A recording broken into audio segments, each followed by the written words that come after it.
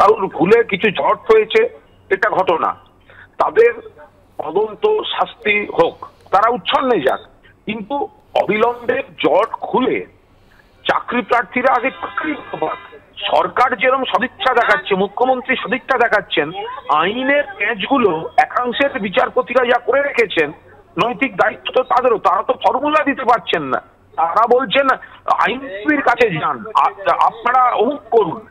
এই ছেলে মেয়েগুলো কি শুধু আইনজীবীর কাছে যাবে, আর কিছু বিরোধী দল তাদের মঞ্চগুলোকে ব্যবহার করবে, কিছু আইনজীবী তাদের জটিলতা তৈরি করিয়ে রাজনীতি করবে, ফায়দা লুটবে, আর আসল চাকরি প্রার্থীরা ঘুরে বেড়াচ্ছেন, এই যন্ত্রণাটাই বেরিয়ে আসছে। দুর্নীতির পথে নিয়োগ হলে আইন ছাড়া তো আর কোনো রাস্তা নেই, পাল্টা সিপিএম সাংসদ ও আইনজীবী বিকাশ রঞ্জন ভট্টাচার্য। এনারা ইতিমধ্যে আদালতের দ্বারস্থ হয়েছেন, তো এমন তো নয় যে আদালতের দ্বারস্থ হননি। সুতরাং এই কথা, আইন ছাড়া তো অন্য কোনো রাস্তা নেই। দুর্নীতির পথে নিয়োগ হবে, সেক্ষেত্রে আইনের বাধা তো আসবেই, এটা তো স্বাভাবিক। আর এবারে শোনাবো রাজ্য বিজেপি মুখপাত্র শ্রমিক ভট্টাচার্য ঠিক কি বলেন এই নিয়ে। অভিজিৎ গঙ্গোপাধ্যায় অনুভূতি প্রবণ, তার একটা মানবিক মুখ আছে, তিনি ছাত্রদের প্রতি স্নেহপরায়ণ হয়ে উপদেশ দিয়েছেন, কিন্তু প্রশ্ন হলো এটা মেটাতে পারে কে? আরে রাজ্য সরকার কি করতে পারে? বেআইনি ভাবে যারা নিয়োগ হয়েছেন তাদের আগে বরখাস্ত করতে হবে, কিন্তু সেটা করতে গেলে তৃণমূল কংগ্রেস দলটাই। সুতরাং আইনি জটিলতা থাকবে, দীর্ঘসূত্রিতা থাকবে, এবং স্বাভাবিকভাবেই তৃণমূল যতদিন ক্ষমতায় আছে ততদিন আমরা বিশ্বাস করি এই সমস্যার কোনো সমাধান হবে।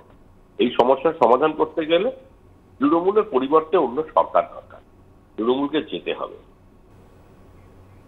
আর এবার আপনাদের সামনে রাখবো চাকরি প্রার্থীদের সঙ্গে সাক্ষাতের পর কি বললেন বিচারপতি অভিজিৎ গঙ্গোপাধ্যায়।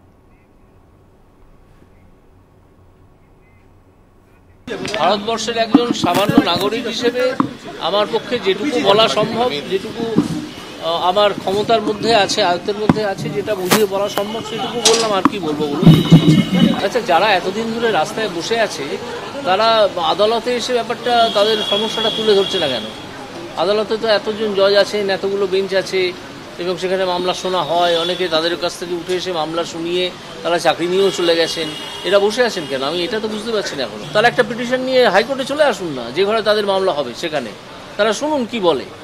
রাস্তায় বসে থেকে কি হবে? এতদিন ধরে 1000 দিন ধরে রাস্তায় বসে আছেন, কেউ শুনবে? কিছু করতে পারবে? তারা কি প্যানেলে আসেন বা ওয়ার্ড লিস্টে আসেন? তার কি কোনো রাইট ক্রিয়েট হয়েছে?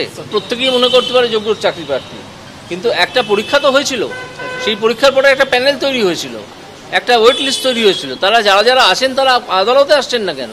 যদি তাদের রাইট এত সলিড রাইট হবে, আদালতে আসছেন না কেন? আদালতে শত শত মামলা হয়েছে, সেখানে শত শত লোক রিলিফ পেয়েছে, বহু লোক রিলিফ পেয়েছে।